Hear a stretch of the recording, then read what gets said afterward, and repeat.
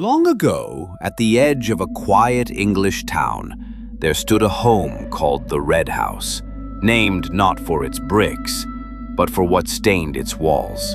In 1928, it belonged to the Marrow family, quiet people, devout and strange. One winter night, neighbors saw smoke pouring from the chimney, but the fire wasn't in the hearth. It was upstairs. When the constable broke in, he found every mirror covered, every window nailed shut, and the father hanging from the rafters with a razor in his hand. The walls around him, slick with blood. On the floor, written in red, "She made me do it." They buried the family and sealed the house. But the next owner never lasted long. They said at night blood would seep from the cracks in the plaster, slow at first, then pulsing, as if the house itself had a heartbeat. Children dared each other to peek through the windows and swore they saw the shape of a woman, swinging slowly from the ceiling beam. Decades passed. In 1974, a group of college students broke in for a dare. Only one made it out.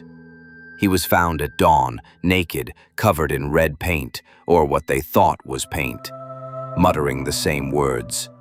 "She made me do it." The house was abandoned again, but people still heard things. A low creak, a muffled sob, sometimes a wet, dragging sound through the halls. One paranormal team entered in 1992. Their cameras caught nothing, but the audio recorded 6 voices whispering over each other. One phrase repeated clearly, "Don't look up."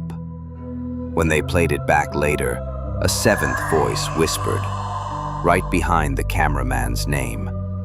The Red House still stands, boarded, silent and waiting.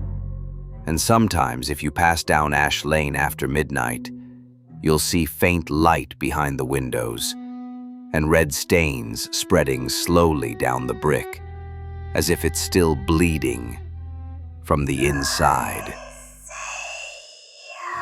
Subscribe, don't run away. Darkness waits, it loves to play.